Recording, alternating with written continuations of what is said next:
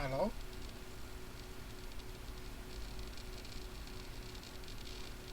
tiba-tiba mati ya. Ini ternyata.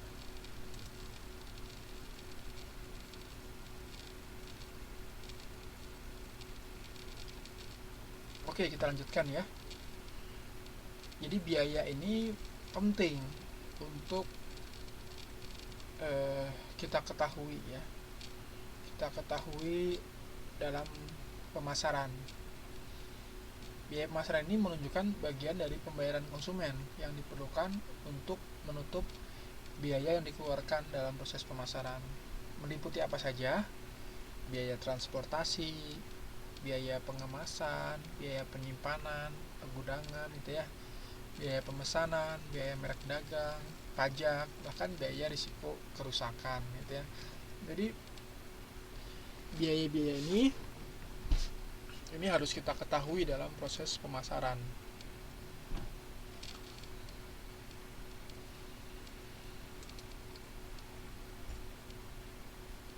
Kemudian hal lain yang harus kita ketahui selain biaya pemasaran adalah saluran pemasaran. Jadi saluran pemasaran ini adalah jejak perpindahan barang dari produsen ke konsumen. Jadi alur ya, alur proses pemasaran. Ya. Alur proses pemasaran barang dan jasa dari produsen sampai konsumen. Flow-nya gitu ya. Contoh ini misalnya saluran pemasaran komoditi jeruk ya. Jadi dari petani kemudian ke distributor, ke tengkulak, kemudian ke pedagang pengumpul, lalu ke pedagang pengecer sampai ke konsumen. Ini melalui beberapa tahapan ya sebelum barang diterima dari petani sampai konsumen. Oleh sebab itu harga barangnya pun akan lebih mahal ya dibandingkan ketika konsumen membeli langsung kepada petani ya. Karena melalui beberapa rangkaian saluran pemasaran gitu ya. Kalau dalam eh, keilmuan yang lain bisa dikenal juga istilah dengan supply chain management ya, manajemen rantai pasok.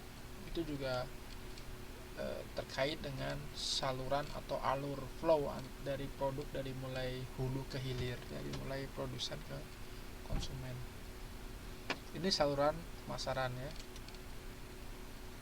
Kemudian ada juga istilah yang dikenal dengan margin pemasaran. Margin pemasaran ini apa? Ini adalah selisih harga di tingkat produsen ya dengan di tingkat konsumen. Ya.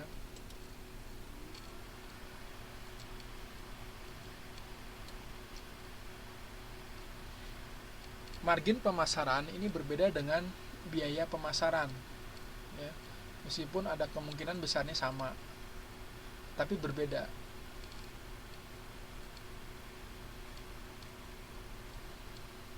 Ya. Karena terkadang margin pemasaran ini lebih kecil daripada biaya pemasaran. Kenapa? Karena ada pelaku pasar yang menanggung kerugian, sehingga margin pemasarannya ini lebih kecil daripada biaya pemasaran. Misalnya apa contohnya? Kalau biaya margin pemasaran lebih kecil dari biaya pemasaran, misalnya produk tertentu gitu ya, yang harus segera laku pada musim dingin misalnya ya. Ini produknya harus cepat laku pada musim dingin. Kalau misalnya pada musim dingin tidak laku, ini akan dijual dengan harga yang sangat murah. Nah ini berarti margin pemasarannya itu lebih kecil daripada biaya pemasaran. Jadi penjual mau tidak mau dia akan menderita kerugian ya. Asalkan produknya bisa laku ke pasaran.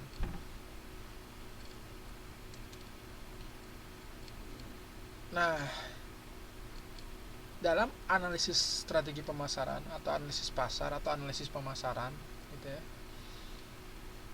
kita mengenal tentang dua dua strategi ya dua poin pokok ya dalam analisis pasar. Yang pertama terkait dengan segmentasi, targeting, dan positioning ya. Ya, ini yang dibahas di modul 7 ya. Kemudian yang selanjutnya adalah bauran pemasaran atau marketing mix atau diversifikasi pemasaran ya. Ini yang dibahas pada modul 8. Segmentasi, targeting, positioning disikat biasanya dengan STP ya. Jadi ketika kita akan menjual produk kita, memasarkan produk kita, kita sebaiknya menentukan segmentasi pasar, target pasar, dan positioning dari produk kita gitu ya. Kemudian dari situ bagaimana agar proses pemasarannya ini bisa lebih optimal ya. Kita membutuhkan strategi ya, yang dikenal dengan bauran pemasaran.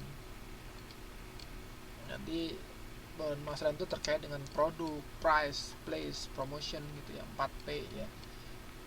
Yang nanti akan kita bahas lebih lanjut pada slide selanjutnya.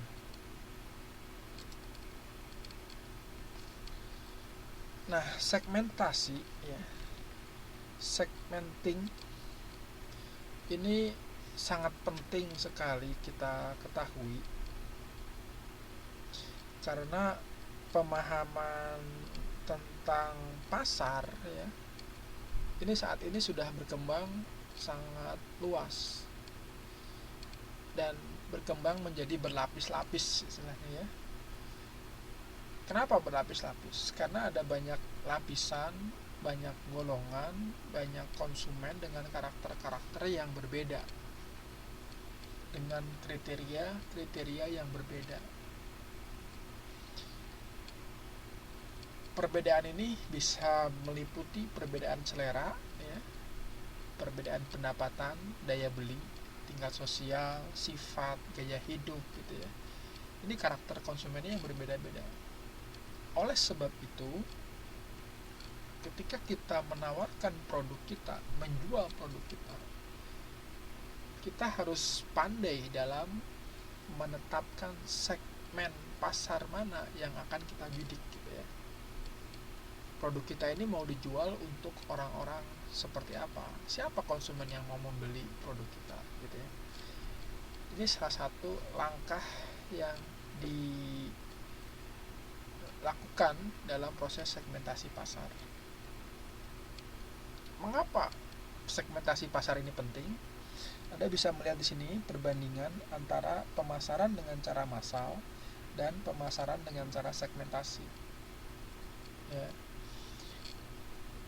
Ada 3 perbedaan antara pemasaran dengan cara massal dengan pemasaran dengan segmentasi ya. Kalau pemasaran dengan massal itu konsumen diperlakukan dengan sama, baik untuk produk maupun untuk promosi. Jadi perusahaan mengontrol produknya dengan perlakuan yang sama terhadap konsumen. Kemudian kalau pemasaran segmentasi, dia melihat bahwa konsumen itu harus diperlakukan dengan cara yang berbeda sesuai dengan karakternya. Dengan perlakuan yang berbeda, tentu kepuasannya pun akan berbeda ya. Kepuasan konsumen pun akan berbeda. Sebagai contoh gitu ya, saat ini kita ya diperlakukan oleh orang lain. Apabila kita diperlakukan secara spesial, tentu kita merasa menjadi sebuah prioritas ya. Menjadi sebuah keistimewaan bagi diri kita. Nah, seperti halnya analogi tersebut, konsumen pun apabila diperlakukan istimewa, spesial, tentu dia akan lebih loyal untuk membeli produk kita meskipun mungkin produknya lebih mahal dibandingkan dengan produk yang lain ya, produk yang sejenis ya, dengan perlakuan yang berbeda gitu ya. Jadi segmentasi ini salah satunya untuk memperlakukan konsumen sesuai dengan karakternya ya. Kemudian perbedaan yang lain, pemasaran massal itu pasar dianggap bersifat statis, tetap dari waktu ke waktu. Sementara pemasaran segmentasi itu pasar dianggap bersifat dinamis, terus berubah. Kebutuhan konsumen itu senantiasa berubah, keinginannya senantiasa berubah. Kenapa berubah? Ya tadi ya, berbagai hal penyebabnya. Kita aja mungkin ya, ketika dulu di Indonesia, kemudian sekarang di Taiwan gitu ya, kemampuan kita membeli atau cara hidup kita, gaya hidup kita pun untuk beberapa orang pasti berubah ya. Yang semula terbiasa dengan produk-produk yang tidak begitu bermerek gitu ya, begitu ke Taiwan produknya produk-produk original, produk dengan merek-merek, brand-brand yang terkenal. Mau tidak mau kita harus membeli produk-produk tersebut ya. Nah, ini terjadi pergeseran, karakter kita berubah, kita sebagai konsumen berubah. Nah, ini yang disebut atau dikenal dengan dinamisasi pasar ya. Pasar bersifat dinamis dan terus berubah. Kita sebagai bagian pasar, kita sebagai bagian konsumen, kita berubah gitu ya. Nah, segmen ini penting. Segmen pasar di Indonesia dengan segmen pasar di sini di Taiwan ini pun berbeda ya, di sisi pendidikannya, di sisi budayanya, di sisi hal-hal daya beli dan sebagainya ini berbeda. Nah, ini perlunya segmentasi ya. Segmentasi pasar. Kemudian dihubungkan dengan strategi organisasi ya. Ada perbedaan antara pemasaran dengan cara massal dan pemasaran segmentasi. Kalau pemasaran segmentasi ini lebih adaptif dan responsif terhadap perubahan selera pasarnya. Karena di dalamnya untuk menentukan segmen itu dilakukan proses riset, penelitian terhadap konsumen ya, dan melihat juga bagaimana karakter atau kondisi pesaing di perusahaan ya, sehingga bisa lebih bijak dalam menentukan konsumen yang akan dibidik atas produknya gitu ya. Nah, tapi kalau yang pemasaran massal ini strateginya lebih defensif ya. Jadi dengan pendekatan iklan ya, iklan yang besar dan perbaikan cara kerja untuk meningkatkan kualitas. Karena segmennya umum gitu ya, semuanya ingin dibidik, itu pemasaran yang sifatnya massal.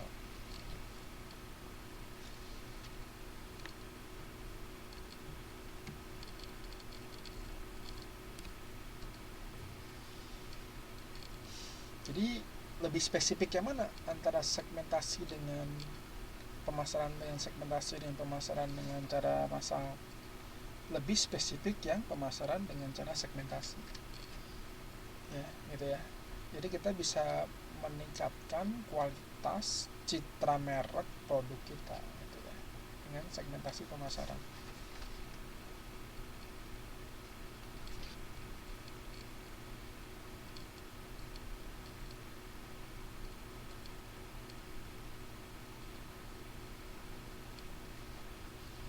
Nah, apa saja yang menjadi variabel segmentasi atau hal-hal apa saja yang bisa kita gunakan untuk melakukan segmentasi pasar gitu ya. Jadi variabel segmentasi ini digunakan untuk melakukan segmentasi pasar. Segmentasi pasar itu sebenarnya mengelompokkan ya, mengelompokkan konsumen sesuai dengan kriteria tertentu, sesuai dengan variabel tertentu gitu ya. Apa saja? Nah, Anda bisa melihat di sini yang saya tuliskan ada 8 ya, dari sisi geografis. Jadi misalnya dari desa, kota, wilayah, provinsi, negara, iklim, itu dari sisi geografisnya ya. Kemudian bisa juga segmentasi dari sisi demografis. Demografis itu apa? Semacam kependudukan ya, usia, jenis kelamin, penghasilan, agama, pendidikan gitu ya, itu variabel dari sisi demografis. Kemudian bisa juga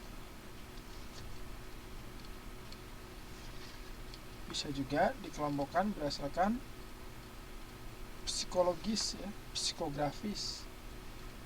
Psikografis itu apa? Karakteristik apa? Ada yang tahu?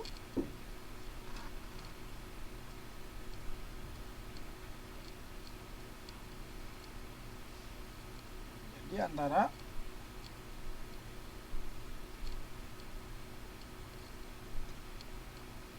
geografi dan demografi ya. Jadi kombinasi antara demografi dan geografi itu dikenal dengan psikografi ya. Misalnya eksekutif muda yang sama-sama tinggal di Jakarta tentu mempunyai banyak variasi dalam mengisi waktu luangnya ya. Ada yang suka nongkrong, ada yang suka kumpul dengan keluarga, ada yang suka keluar kota dan sebagainya. Oleh sebab itu, segmentasi berdasarkan variabel geografis dan demografis saja ini tidak cukup. Kita memerlukan segmentasi yang lebih tajam lagi, yaitu segmentasi psikografis. Jadi mengkombinasikan antara demografi dan geografis. Jadi berdasarkan gaya hidup dan kepribadian gitu ya. Itu psikografis. Kemudian dari sisi manfaat ya, dari sisi kejadian, dari status pemakai, pemakaian produk, tingkat kesetiaan dan seterusnya, ini banyak variabel segmentasinya. Tergantung kebijakan di perusahaan. Tapi minimal kita tahu ya variabel apa saja yang bisa kita gunakan ketika kita akan melakukan segmentasi pasar. Ya. Ini akan melakukan segmentasi pasar.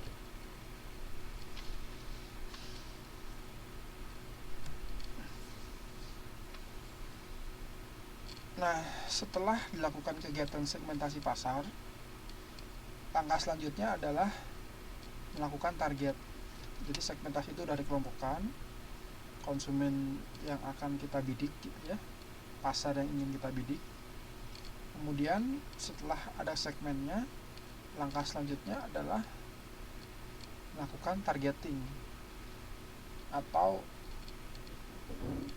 pasar sasaran ya, atau target market. Jadi kita lebih fokus lagi terhadap pangsa pasar yang ingin kita bidik ya. Jadi kalau misalnya segmen itu bersifat populasi gitu ya, kalau targeting itu udah individu ya, satu individu gitu. Kalau tadi kelompok, kemudian kalau yang targeting itu lebih spesifik ya, lebih ke perorangan gitu. Bayang semuanya? Jadi targeting dulu ya, baru jadi segmentasi dulu baru targeting gitu ya. Jadi yang targeting itu bagian kecil dari segmenting. Nah, apa saja kriterianya pemilihan segmennya? Kita memilih ya yang dapat diakses, cukup besar, dapat diukur dan sesuai dengan tujuan atau misi organisasi, sesuai dengan produk yang kita produksi ya. Nah, setelah segmenting, setelah targeting, kemudian langkah selanjutnya adalah positioning. Positioning ini terkait dengan persepsi ya, persepsi dari konsumen terhadap produk kita ya. Konsumen sebagai manusia tentu dia dipengaruhi oleh persepsi, oleh tingkat kepercayaan terhadap sesuatu, terhadap cara pandang, terhadap nilai yang dia pegang gitu ya, terhadap berbagai hal. Oleh sebab itu ini bagaimana nih citra atau posisi produk kita ini ingin dibentuk di mata konsumen itu apa. Nah, ini yang dikenal dengan positioning. Positioning itu adalah tindakan pemasar, produsen ya, penjual untuk menciptakan suatu persepsi khusus terhadap suatu produk ke dalam benak konsumen sehingga produk tersebut terkesan unik dibandingkan dengan pesaingnya ya. Ini adalah positioning. Jadi positioning ini penting. Contohnya apa positioning? Contohnya yang paling gampang apa? Starbucks misalnya. Starbucks itu menjual kopi dengan kualitas yang bagus dengan harga mahal. Itu positioning. Jadi merek Starbucks itu seolah-olah jadi merek yang eksklusif gitu ya. Apalagi kalau di Indonesia itu harganya mahal. Nah, itu salah satu langkah positioning dari Starbucks untuk membentuk persepsi terhadap konsumennya. Apalagi yang lain, misalnya kendaraan ya, kendaraan Toyota gitu ya. Toyota itu juga memproduksi Lexus. Lexus itu merek kendaraan yang lebih eksklusif dibandingkan dengan merek reguler Toyota gitu ya. Jadi mobil-mobilnya lebih mewah, lebih eksklusif, lebih premier. Itu merek Lexus. Jadi posisinya, jadi Lexus ini dirancang dengan merek, dengan posisi kendaraan yang mewah, kendaraan mewah. Itu contohnya. Apalagi kendaraan positioning kayak kendaraan keluarga ya, MPV, Toyota Avanza, Xenia dan sebagainya, itu kan ciptanya apa positioningnya? Kendaraan keluarga. Jadi posisinya adalah untuk kendaraan keluarga. Itu yang dibentuk di benak konsumen. Di benak kita ya, kita melihatnya kan itu ya. Nah, itu proses dari positioning yang dilakukan oleh Toyota dan pemilik merek kendaraan yang lain dengan produk-produknya yang berbeda-beda. Ini positioning.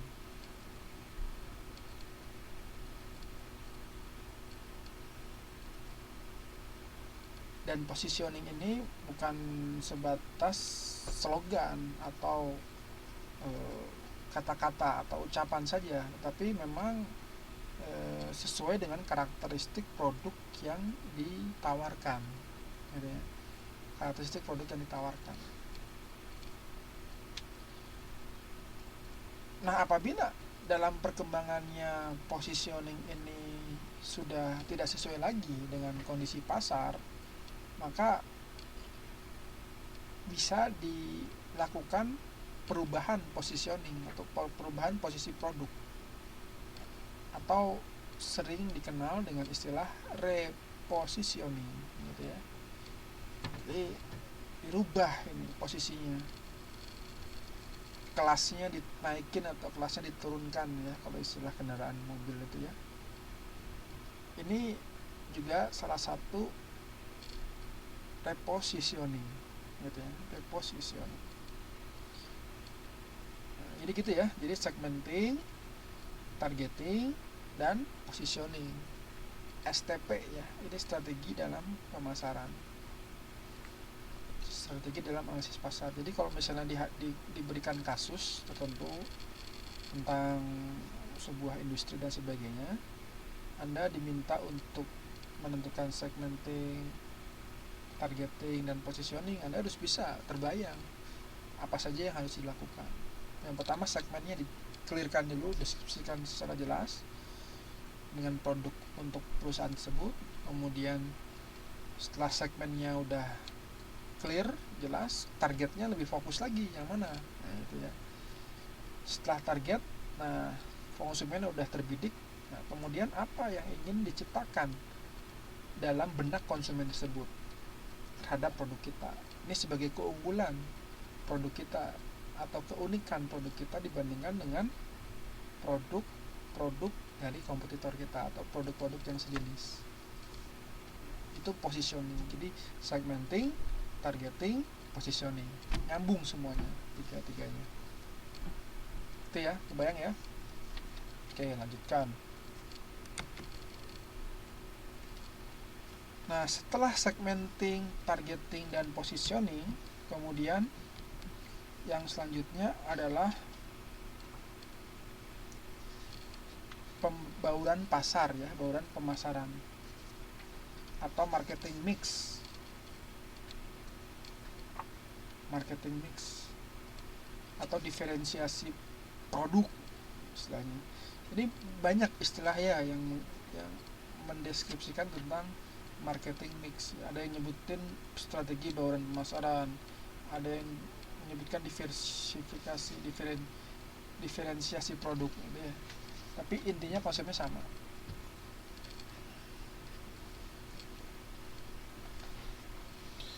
Nah, dalam manajemen pemasaran mungkin kita sudah pernah belajar tentang marketing mix ya, yang terdiri dari produk,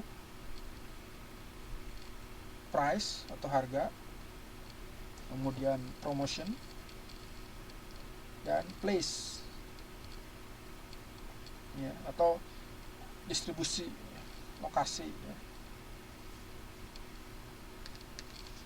Nah, kita akan membahas tentang 4 strategi bauran pemasaran ini ya.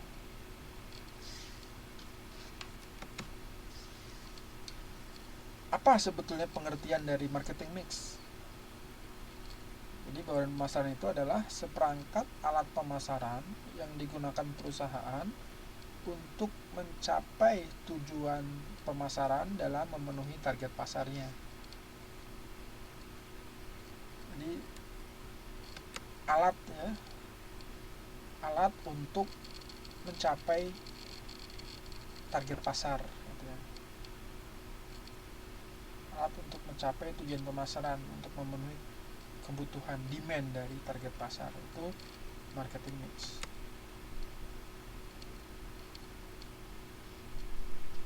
Ada yang menyebutkan itu sebuah tools ya, yang sesuai untuk sebuah bisnis guna mendapatkan reaksi dari target pasar dalam kaitannya dengan tujuan pemasaran. Itu ada juga yang nyebutin seperti itu. Bahkan Kotler juga dia menyebutkan sebuah definisi yang khusus ya. Menurut Kotler, bauran pemasaran adalah sejumlah alat-alat pemasaran yang digunakan perusahaan untuk meyakinkan objek pemasaran atau target pasar yang dituju. Itu menurut Kotler.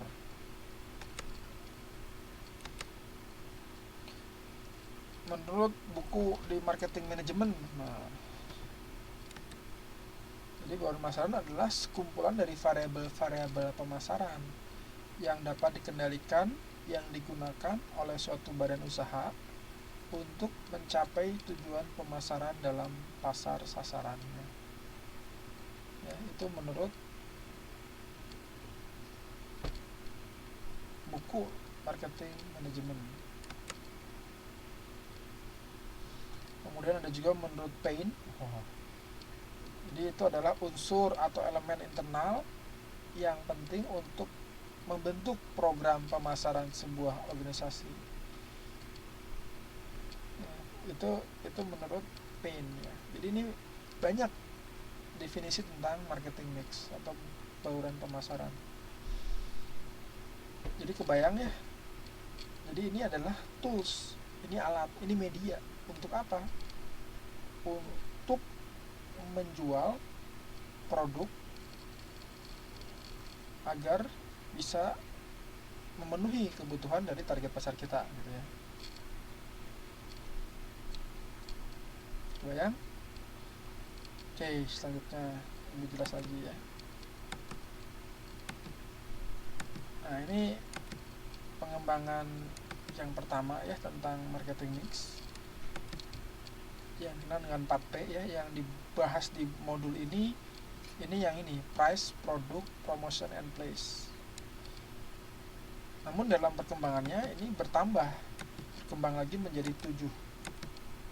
Price, product, promotion, place, kemudian bertambah jadi people, process, dan physical environment atau evidence. Jadi ditambahkan 3 ya. Cuman yang paling banyak digunakan saat di masa sekarang ini yang ada di buku ini ya, yang umum itu 4 yang dikenal. Yang 7 ini tambahan ya, mungkin ini sekarang banyak digunakan yang 7 tools ini ya.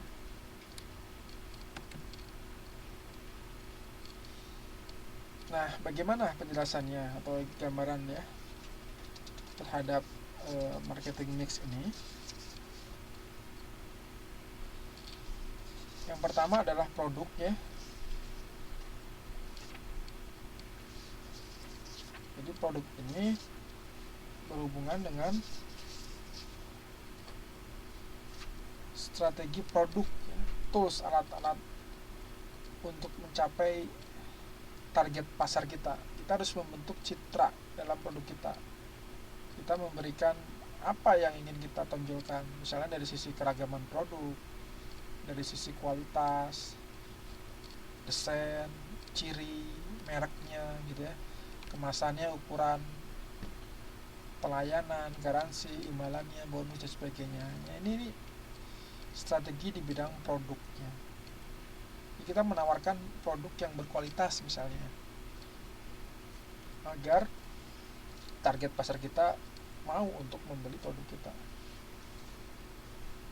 Kemudian kita tawarin desain yang bagus, yang ergonomis misalnya, ciri yang khas, warna yang menarik gitu ya, yang elegan terhadap produk kita untuk mencapai target pasar. Kemudian price, harga ya. Jadi harga ini penting. Bagaimana harga yang kita tawarkan kepada konsumen? Ya, tentunya harga ini jangan sampai rugi ya perusahaan. Tetapi kita lihat juga bagaimana harga yang ditawarkan agar menarik minat konsumen atau target pasar kita. Tidak juga terlalu mahal ya, karena kalau terlalu mahal mungkin kompetitor kita memberikan harga yang lebih murah sehingga konsumen akan beralih ke kompetitor dengan kualitas barang yang sama. Jadi penentuan harga ya, ini masuk ke strategi price. Kemudian kita juga bisa menawarkan diskon-diskon yang menarik gitu ya pada produk kita. Bisa dari dalam periode tertentu ataupun ketika baru diluncurkan, baru dikenalkan gitu ya, ada diskon-diskon yang menarik. Untuk apa? Untuk merangsang target pasar untuk membeli produk kita. Rabat, diskon, potongan harga khusus misalnya, periode pembayaran ya, bisa dicicil misalnya pembayarannya bisa dilakukan beberapa kali misalnya. Kemudian syarat kreditnya bagaimana, itu juga strategi dalam penentuan harga.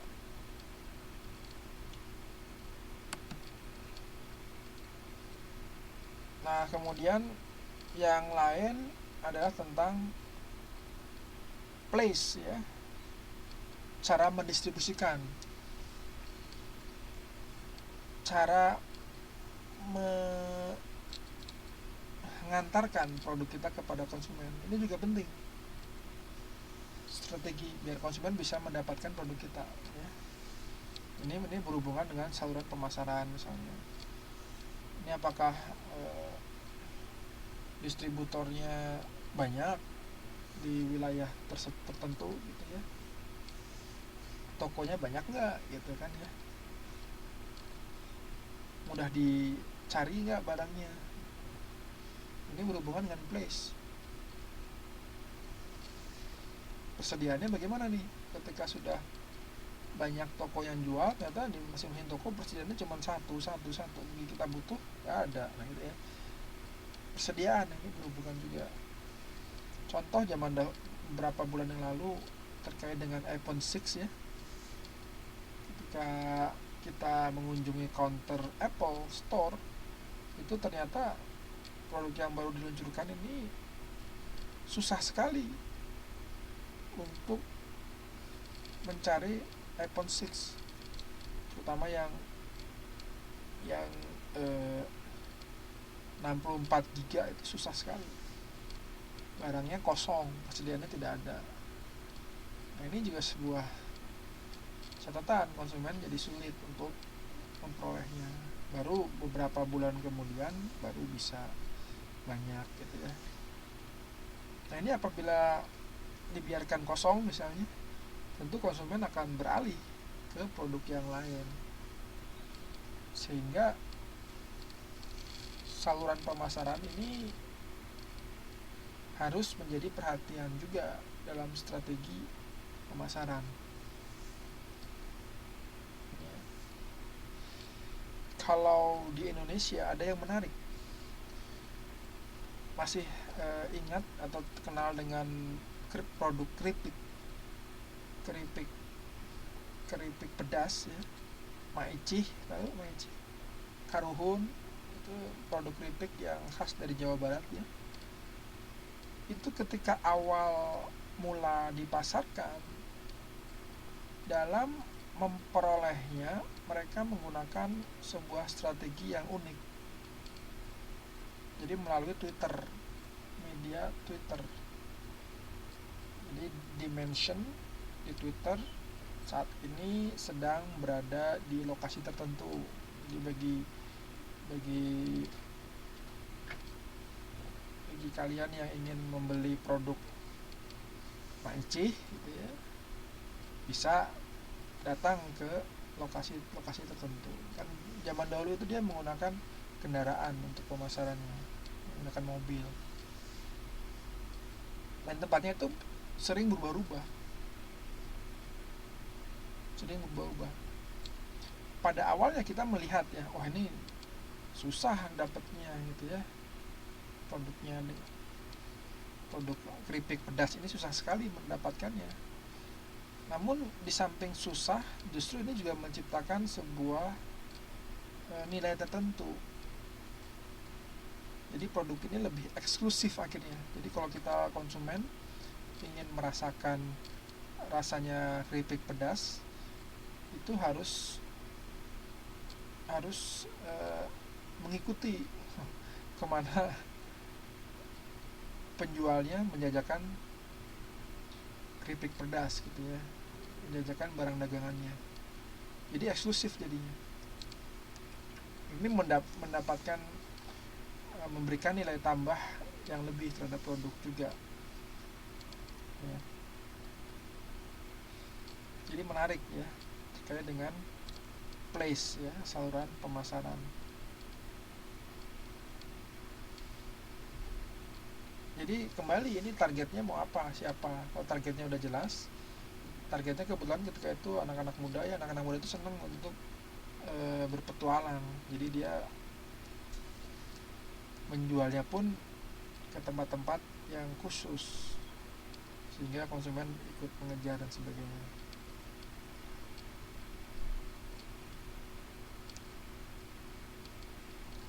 Transportasi juga penting ya dalam strategi place. Bagaimana untuk mencapainya, menghantarkannya ke konsumen produknya gitu ya. Ini sarana transportasi apa yang sesuai. Jangan sampai sarana transportasinya tidak ada, repot, konsumen tidak bisa mendapatkan atau menikmati produk tersebut.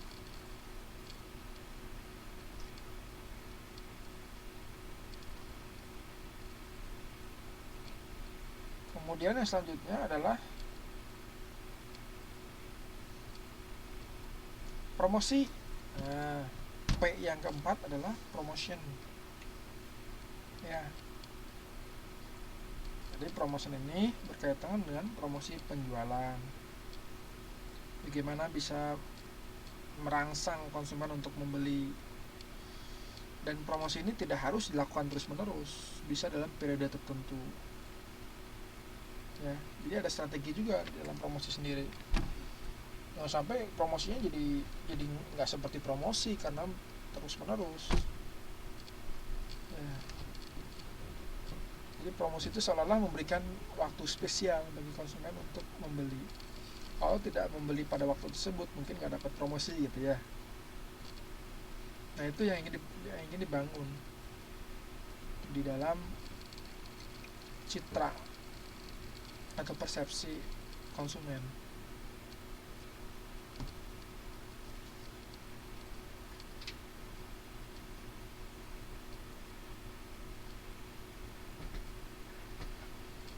Nah bagaimana untuk promosi medianya? Bisa dengan iklan, dengan surat kabar, dengan media cetak, media elektronik, macam-macam caranya.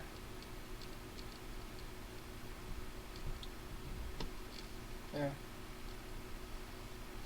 itu langkah-langkah promosi. Kemudian juga bisa menggunakan tenaga penjualan atau sales promotion girl juga bisa ya, SPG ya. Jadi kalau rekan-rekan sering melihat SPG cantik gitu ya, itu untuk menarik minat konsumen untuk membeli produk-produk tertentu. Ya, jadi itu salah satu strategi. Ya. Kalau di Indonesia misalnya rokok ya, itu SPG-nya SPG rokok itu datang ke restoran-restoran, menawarkan ke para pengunjung, ke mall-mall, sekolah-sekolah itu ya, untuk menawarkan produknya langsung kepada konsumen. Itu adalah strategi promosi. Nah kita bisa, kalau kita punya produk, kita menggunakan media seperti itu. Tergantung produknya kembali ya. Misal kita mau menjual madu ya, madu kurma gitu ya, yang sifatnya herbal islami, kita bisa menggunakan SPG yang lebih terlihat islami misalnya ya, itu bisa untuk menawarkan produk kepada masyarakat. Itu kalau produknya barang. Kalau produknya layanan sama ya, banyak hal untuk menggunakan promosi. Layanan di bank misalnya ya, layanan di bank itu bagi customer service yang menawarkan produk-produk dan tellernya itu udah dibekali informasi khusus bagaimana menawarkan produknya. Kemudian juga sisi penampilan pun harus dijaga, difasilitasi, dibiayai oleh bank untuk menjaga penampilannya agar menarik ya, sehingga ketika menawarkan produk layanan kepada konsumen mau, konsumen tertarik untuk membeli, untuk mengikuti program layanan yang dicanangkan, diperbankan gitu ya. Ini strategi promosi. Banyak ya strategi-strategi yang bisa digunakan dalam promosi. Kemudian bisa juga dengan direct selling ya, pemasaran langsung. Indirect selling, tidak langsung, dari orang ke orang, teman kita, atau multi level marketing ya, itu juga bisa salah satu strategi promosi. Jadi jika Anda membeli produk saya, nanti dapat bonus, Anda menjual lagi ke teman Anda dapat bonus lagi, dan seterusnya. Ini strategi promosi agar produknya bisa laku.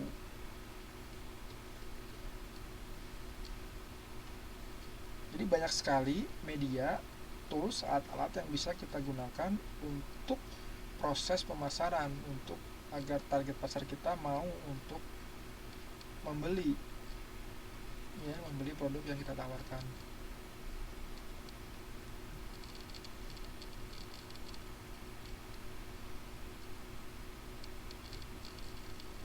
Nah, kita juga bisa melakukan pemetaan ya, pemetaan strategi pemasaran yang bisa kita gunakan sesuai dengan siklus kehidupan produk tersebut. Ya, jadi kalau misalnya siklus hidup, masih ingat siklus hidup produk? Ya, jadi ada masa tumbuh, masa grow, masa tumbuh ya, masa pertama kali merintis, tumbuh, kemudian masa dewasa di puncak, kemudian masa decline ya, turun. Dalam siklus hidup produk kita bisa melakukan pemetaan ketika tahap tertentu, ini strategi apa yang bisa kita terapkan gitu ya. Nah, Anda bisa melihat di kurva ini ya, di gambar ini kita bisa lihat dari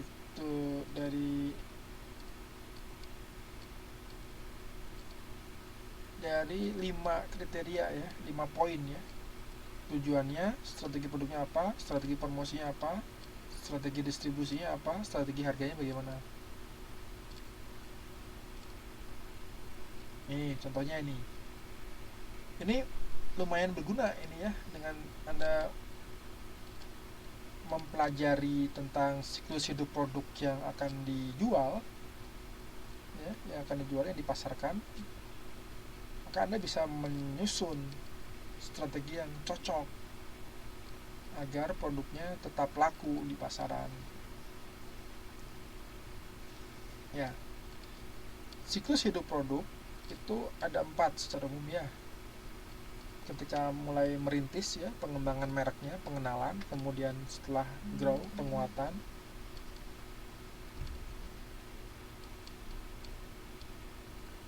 kemudian penempatan kembali merek produk, selanjutnya harus masa untuk modifikasi produk, pengembangan kembali gitu ya. Itu ada 4. Nah, Anda bisa melihat di sini. Contohnya ya, ketika tahap pengembangan produk ini apa yang harus dilakukan? Ketika tahap pengembangan merek, pada tahap awal berarti ya, kita harus, tujuannya adalah untuk meraih posisi pasar dulu. Ini tahap awal soalnya. Ya, berarti ini tahap pengenalan. Ya. Apa yang harus dibangun? Pertama, kalau dari sisi produk, strategi produk ya, berarti kualitas produk ini harus dijaga, harus ditonjolkan kepada konsumen bahwa kita memiliki kualitas produk yang bagus ya. Kemudian promosinya ya biar tahu terhadap merek kita, sadaran merek. Distribusi, nah itu dengan jaringan distribusi untuk sementara kan tahap awal. Harganya tentu masih harga awal ya, skimming harga atau pentasi harga. Nah, kemudian yang kedua, ketika tahapnya penguatan merek, ketika produk yang kita jual itu berada pada posisi penguatan merek, apa yang dilakukan?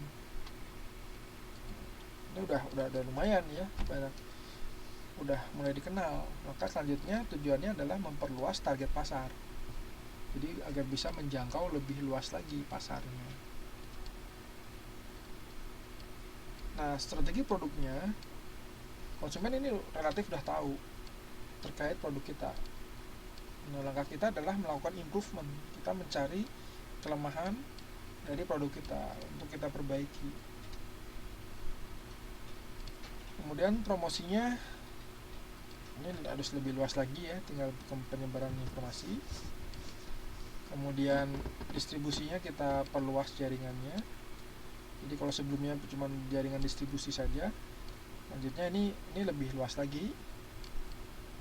Harganya ini udah mulai mengikuti pesaing harganya. Ya. Kemudian ketika produknya berada di penempatan kembali atau pada posisi yang mulai turun ya, penjualannya mulai turun. Nah, ini atau berada di puncak ya. Ini puncak, belum turun ya, masih di puncak, ini belum turun, masih di puncak ini, di titik maksimal. Tujuannya berarti kita harus mencari segmen pasar baru, udah siap-siap nih. Segmen pasar ini udah terkuasai, udah bisa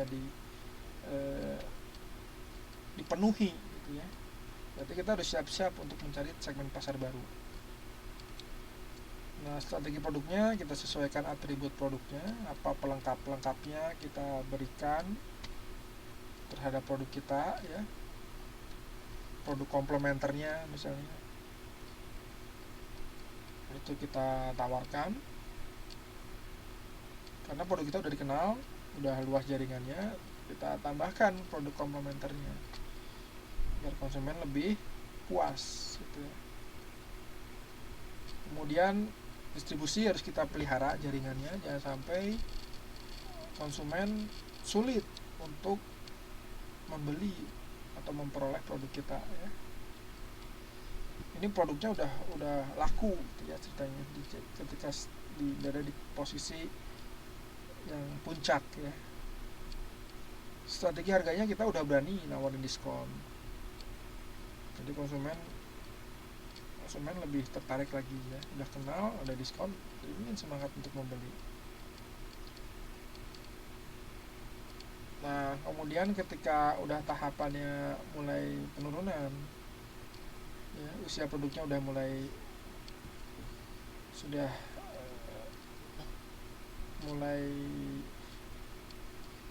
banyak kenal dan sebagainya ya, perlu dimodifikasi merek produknya, ini beda lagi strateginya. Berarti ini tahapan kita udah siap-siap untuk masuk ke sasaran atau segmen pasar yang baru ya. Dari sisi produk, berarti kita harus memodifikasi feature-feature produknya. Karena konsumen udah jenuh ya, udah mulai jenuh. Kita harus bisa melakukan terobosan, inovasi dengan memodifikasi feature-feature yang ditawarkan. Dari sisi promosi, kita mulai melakukan penyesuaian ya, penyesuaian dengan perubahan.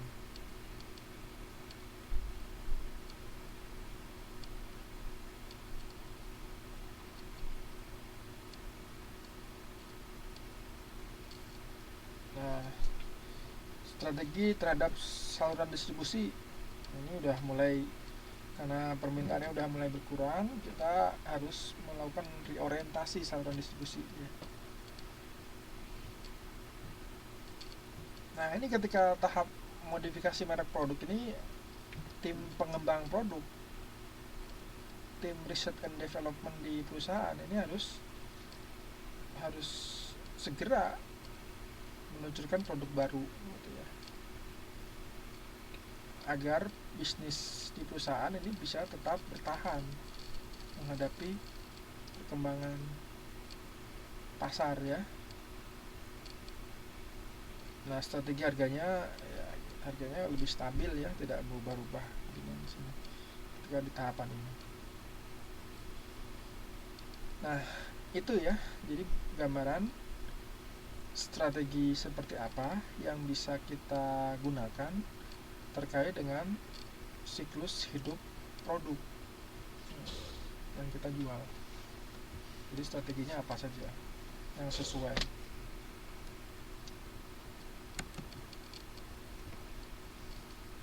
Oke, ada pertanyaan sampai di sini? Any question?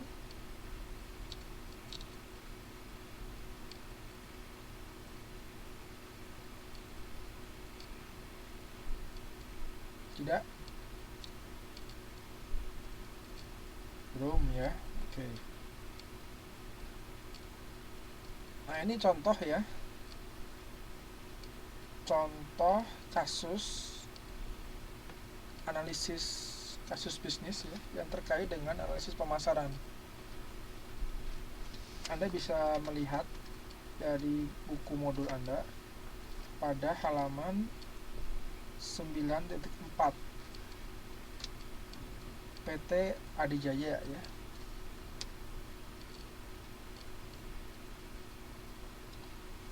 Oke, saya bacakan ya kalau yang nggak ada modulnya. Jadi PT Adijaya ini merupakan perusahaan yang bergerak pada industri makanan. Dia telah berdiri sejak tahun 80. Pemiliknya adalah Tuan Bratawijaya yang merupakan anak pertama dari Tuan Brotoseno, sang pendiri ya. Sejak awal berdiri, PT Adijaya ini memfokuskan pada produk biskuit dan makanan kecil atau cemilan. Pada tahun 1975, Tuan Brotoseno memutuskan untuk memperluas lini produksinya, yaitu dengan meluncurkan produk baru berupa sirup dalam kemasan botol kaca. Ya. Nah, tidak lama berselang, ternyata muncul pesaing baru yang memproduksi barang yang sama tapi dengan merek yang berbeda dan harga yang lebih murah. Untuk mengatasi pesaing tersebut, Tuan Brotoseno berusaha untuk memperkuat mereknya dengan mencoba memproduksi mie instan. Dan ternyata sambutan pasarnya sangat memuaskan katanya. Nah, sejak awal berdiri, Tuan Brotoseno memutuskan untuk memberi satu merek pada semua produknya ya. Jadi semua produknya itu dikasih merek yang sama. Apa mereknya? Yaitu merek pasti ya. Jadi kue-kue kaleng, biskuit, wafer, permen, semua itu mereknya pasti. Dan di sini ya, produk tersebut itu sudah berhasil menguasai 40% pangsa pasar makanan ringan di Indonesia ya. Nah, strategi tersebut diterapkan untuk produk sirup yang juga diberi merek pasti, walaupun terdiri dari bermacam rasa dan jenis. Sirup pasti ini dibuat dalam 5 rasa, yaitu rasa jeruk, anggur, apel, melon, dan stroberi.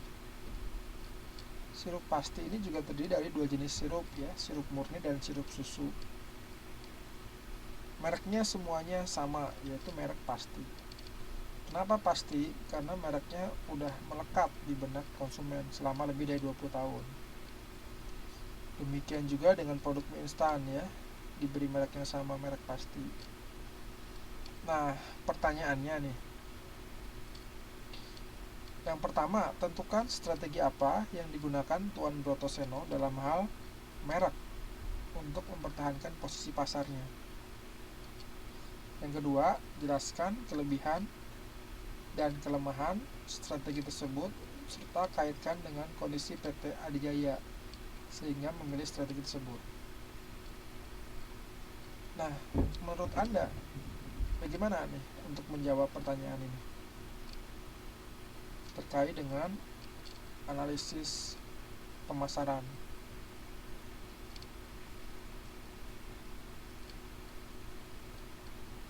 Ada?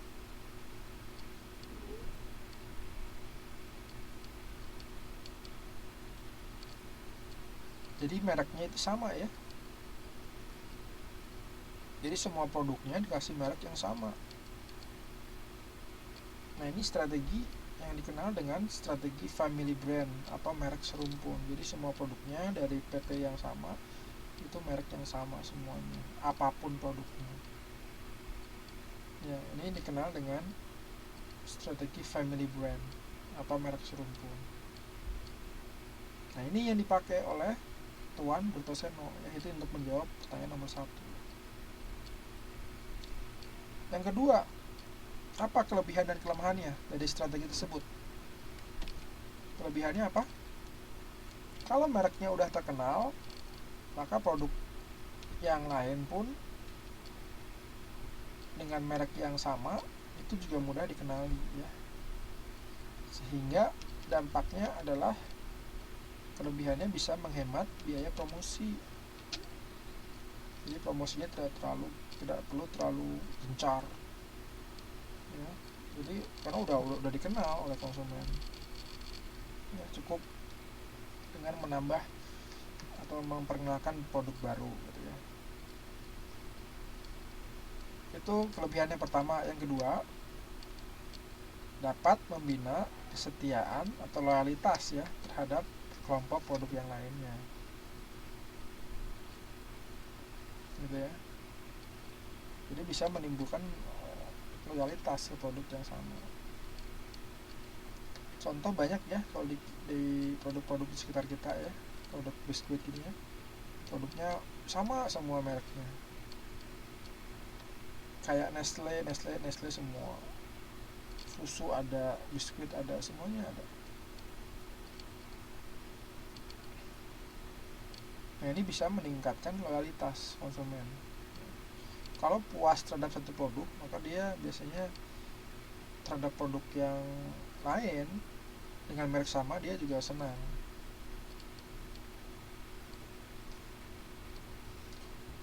Nah itu kelebihannya. Apa kekurangannya? Kekurangannya adalah seandainya perluasan merek tersebut gagal, maka dapat merusak sikap konsumen terhadap produk-produk yang lain yang sudah menyandang nama yang sama ya. Jadi kalau misalnya ketika ada produk baru dengan merek yang sama itu ya, dan mendapat respon yang buruk di mata konsumen, ini akan merusak citra dari produk yang sebelumnya ya. Itu yang kelemahan yang pertama. Yang kedua, sebuah nama merek itu belum tentu cocok untuk produk yang lainnya ya. Ini penggunaan yang berlebihan terhadap suatu merek ini dapat menghilangkan posisinya yang khas di dalam benak konsumen. Jadi produknya jadi biasa-biasa, tidak spesial gitu ya. Ini kelemahannya. Karena semua produk, semua jenis produknya mereknya sama, jadi nggak khas. Masih ingat zaman dahulu, kalau kita zaman sekarang ya, zaman sekarang kalau misalnya kita mau membeli pompa air, mesin pompa air, kita pasti ngomongnya apa? Mau membeli Sanyo ya. Jadi Sanyo, padahal Sanyo itu adalah merek. Beli Sanyo itu adalah merek, bukan pompa air, bukan mesin pompa air. Nah itu artinya Sanyo itu telah berhasil menciptakan merek yang khas terhadap produk pompa air, mesin pompa air ya. Coba Anda mungkin masih ingat ya, di sekitar lingkungan itu ya, di keluarga kalau lagi benerin mesin buat pompa air pasti ngomongnya masih Sanyo sebagian besar.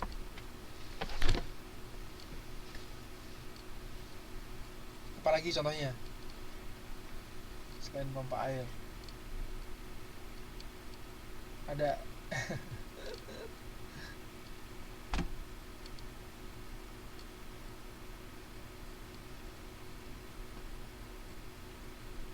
Sepeda motor ya. Ya itu juga ya. Jadi ini jadi tidak unik merek itu. Kalau kasus di PT Adijaya ya, jadi semuanya mereknya pasti, jadinya produknya tidak unik gitu ya. Jadi kalau unik kayak tadi, jadi semuanya jadi itu ya. Namun ya kembali ya, di sini ada sisi positif, ada negatifnya. Tergantung nanti perusahaan mau memilih yang mana yang menjadi prioritas. Contohnya kalau misalnya dia tidak menjadi masalah deh kalau misalnya ada kekurangan seperti ini, seperti itu, yang penting dia lebih mudah promosinya dan sebagainya, ya oke, nggak ada masalah gitu ya. Tapi kalau kita menjawab contoh-contoh soal seperti ini, kita berikan wawasan ya. Kita berikan berbagai perspektif, berbagai pandangan, baik itu kelebihan maupun kekurangannya.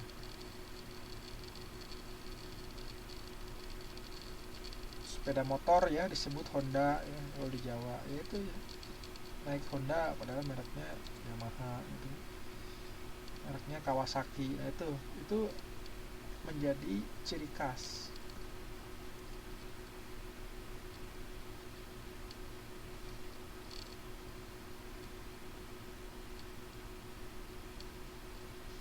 Nah, ini menjadi catatannya dalam kasus ini. Ini keberhasilan PT Adijaya memproduksi makanan ringan sejak awal dengan merek yang sama. Ini membuat pimpinannya melakukan strategi yang sama terhadap produk-produk berikutnya.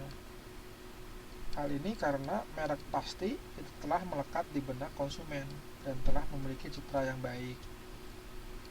Jadi dia memilih strategi family brand agar produk-produknya dapat diterima di pasar.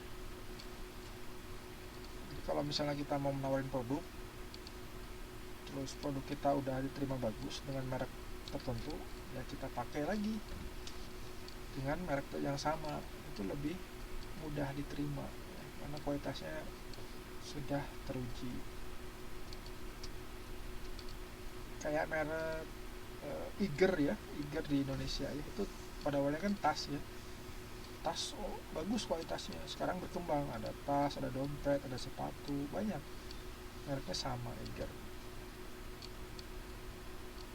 responnya juga bagus akhirnya. Nah, ini contoh-contoh kasus kaitan dengan manajemen pemasaran. Kemudian mana lagi nih, ada lagi di buku nih.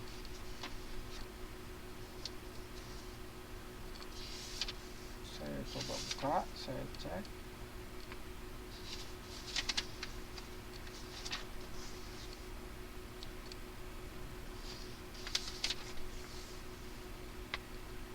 Manajemen, oh ini ada yang panjang ya, di halaman 9.21 ya. Ini kasus nomor 4 PT Sonya Indonesia ya. Sonya Indonesia memproduksi alat-alat elektronik keperluan rumah tangga, mulai dari televisi, DVD dan sebagainya. Ini Anda diminta untuk menganalisisnya dari sisi MSDM, kemudian pemasaran, manajemen operasi dan manajemen keuangan. Ini bagus nih untuk latihan dalam menjawab soal-soal TAP. Sini yang belum ikutan TAP.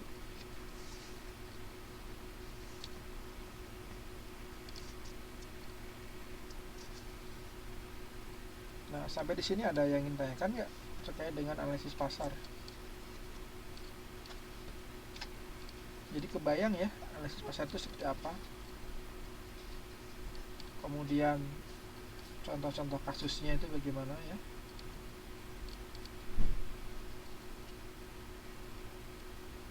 Kalau tidak ada pertanyaan, kita cukupkan perkuliahan kita pada malam hari ini. Ada?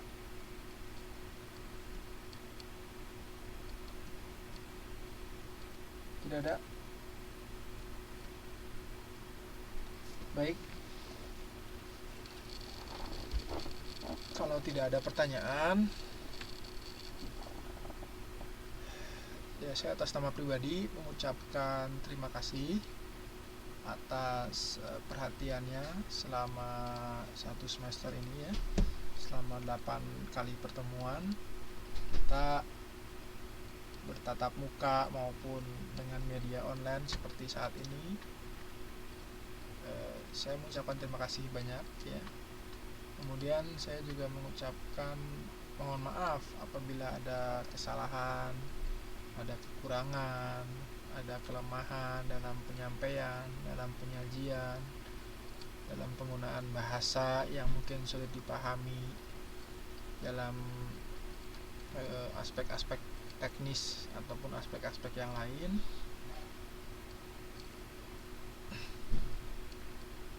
Ya pada intinya kita berkumpul, kita belajar ya, ya bukan untuk pribadi peserta saja, tapi juga untuk pengajarnya juga gitu ya, bahkan untuk pihak pelaksana bapel dan sebagainya ya. Ya, saya berterima kasih atas terselenggaranya perguruan ini. Mudah-mudahan bisa memberikan manfaat. Tugasnya belum dikumpulkan, bagi yang belum ngumpulin bisa dikumpulkan di ditulis tangan kan ya, tugasnya tidak usah diketik. Tapi kalau berada di Indonesia diketik juga boleh, diketik kemudian dikumpulkan ke email saya atau melalui email aja ya. Kalau Facebook itu kadang-kadang jarang terbuka ya, terbaca. Email saya adalah ini, gmail.com ya, jadi bisa mengumpulkan tugas ke situ yang belum melengkapi tugas. Email, kalau email kan kapasitasnya bisa lebih besar ya, kapasitas attachmentnya ya, terus yang dilampirkan gitu ya, filenya bisa lebih besar, jadi bisa melalui email. Inbox tuh kadang-kadang suka nggak terbaca mbak, jadi saya rekomendasikan untuk email saja ya.